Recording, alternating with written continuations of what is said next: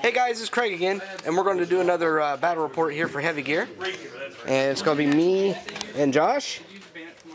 And we're going to play on this little 4x4 city fight board. We've got an actual city over here, and some spires, and then more of a industrial or military complex over there with lots of fuel dumps and stuff. Alrighty, I am bringing 1,000 points of North United Mercantile Federation. I have a GP squad with an extra hunter, headhunter, jaguar, frag cannon, snub cannon. Then I've got an airborne squad with 2 jaguars, one with a bazooka, 2 hunter paratroopers, and a hunter commando. Get some down ends of these guys. It's a little dark over in the area we're playing. And then my army commander is in a command mammoth. He's got a grenade launcher on there instead of a snub cannon. So I'll give him a shot today. Alright, then over there we've got Josh's stuff, and we'll come around and check it. Alright Josh, what we got over here? We have infantry, 2 with anti-gear rifles. We have a recon cadre, army commander with enhanced EW and satellite uplink, another enhanced EW, and 2 regular with enhanced sensors and autocom with attached recon drones. Okay.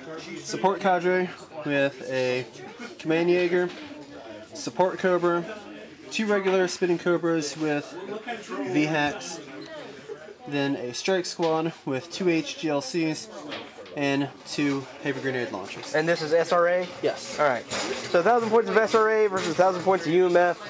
And we're going to get it set up here. Glory to the Republic. Alright, we're going to keep it simple here. What we have is we have 3 objective points in no man's land. And they are holds for the south. And they are seizes, or seizes for the south and seizes for the north. They're worth 2 points each. So we've got a total of 6 objective points. And so it's going to come down to whoever controls the most is going to win this. The south has deployed. We're using the corner deployments. The south is deployed with support behind cover. And then infantry actually already inside some buildings. Each one of those infantry bases represents an entire squad. And they've got their strike squad laid out, ready to burst into cover there. And then over here with the north, they've got the mammoth coming up kind of the center line, so it's able to get into the game. GP spread it across the section going for the far objective, and the airborne squad ready to capture the near objective and then swing and take it to the south. Alright, so here we go.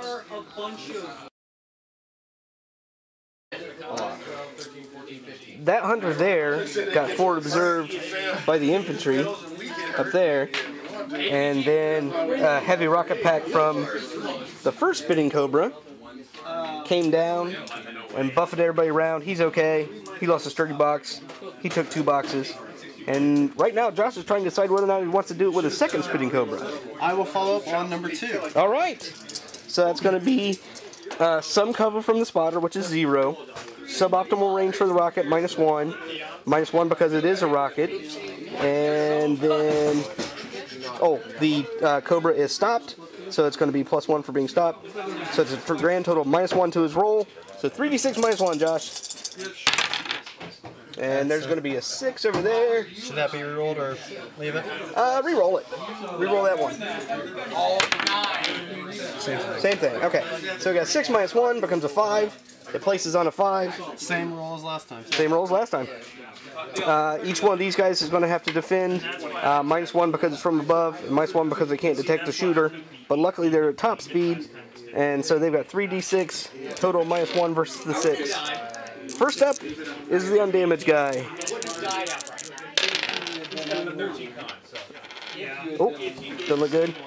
That would be 60 points, which would kill him instantly. I will CP him. Get a reroll here. That's better.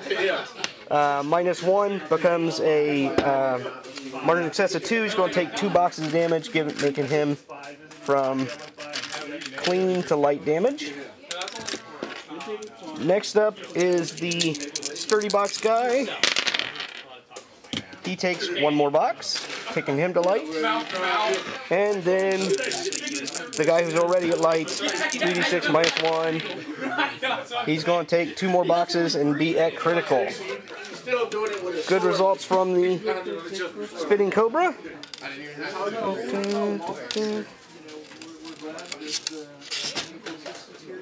And that's actually my combat group leader, which is at critical there. Ouch.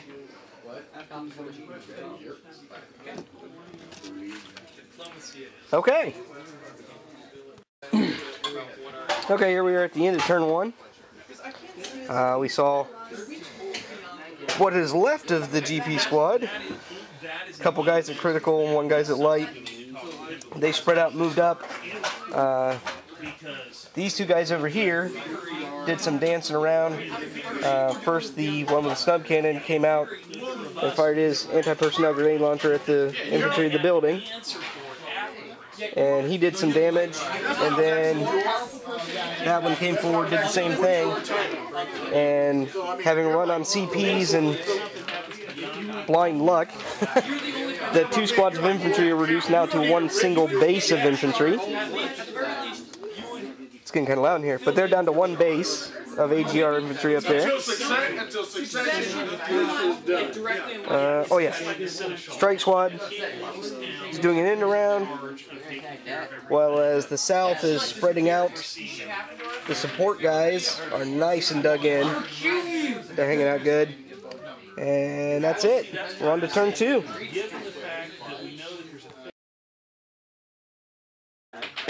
Okay, so here we are at the end of turn 2. We'll see the north has lost a Jaguar.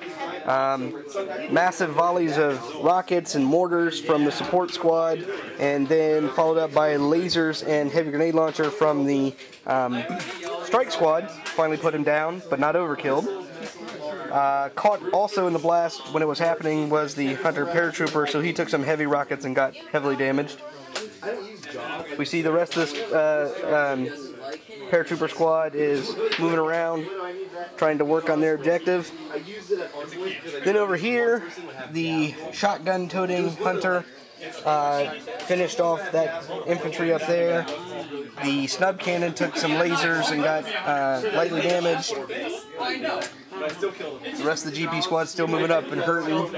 The lead guy took heavy grenade launcher rounds from one of them Black Mambas, got heavily damaged, and then the Black Mamba spent a command point to do it again, rolled horribly and ran out of ammo. So that's 1 heavy grenade launcher down. And then that infantry over there lost 2 stands when medium rockets drifted onto them in their building. And also, very similarly, that Spitting Cobra lost a sturdy box to the same thing. So the north is taking it into the face, and we're still trying to pull this out, so we're going to move on to turn 3.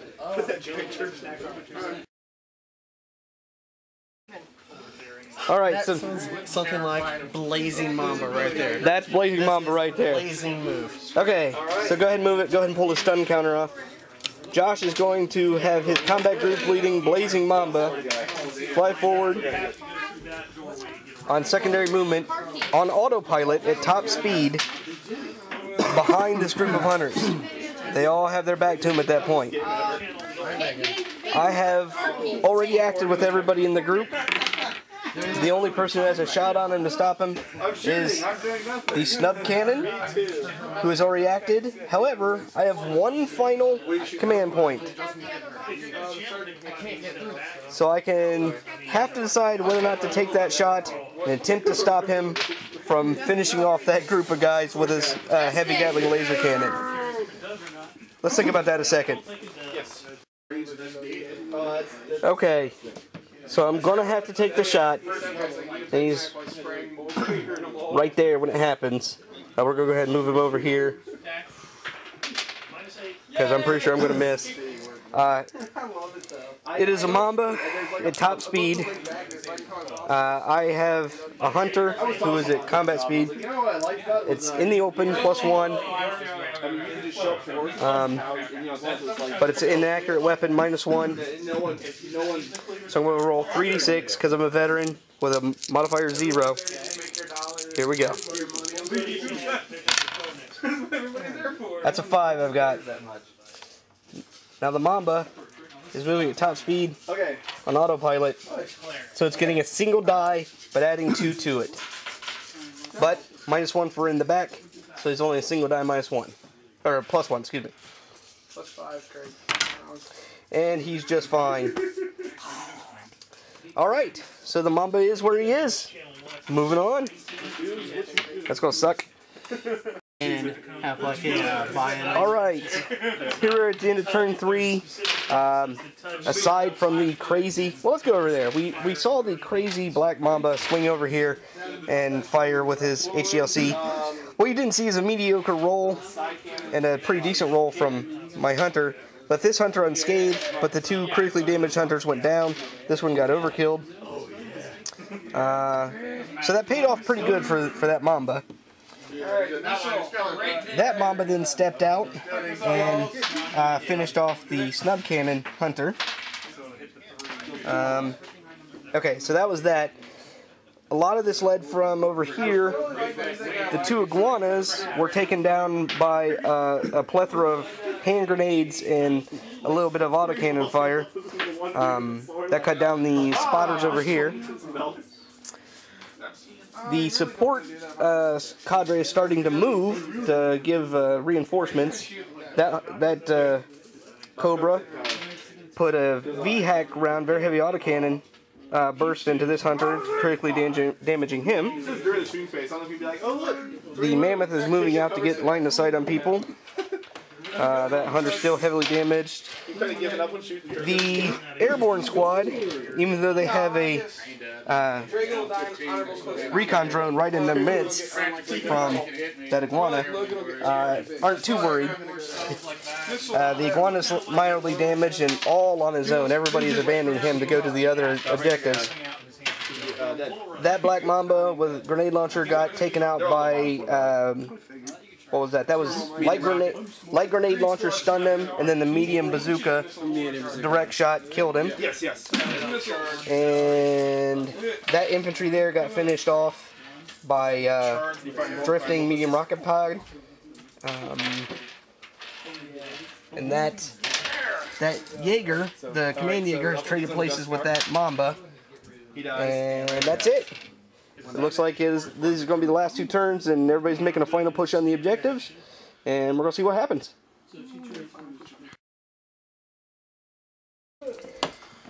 Okay, a quick wrap up to number 4. The Mamba was able to kill that guy there, that Hunter there, with his heavy Gatling laser cannon. The Mammoth moved up, engaged a Mamba, and the Mammoth lost a sturdy box. GB squad is tucking in. What's left of them, trying to fight. The Southern support squad still pushing. There and there. That iguana got overkilled by the Jaguar's medium bazooka, so he's out of there. And this Hunter paratrooper was just overkilled by a volley of heavy rocket pods. On to turn 5.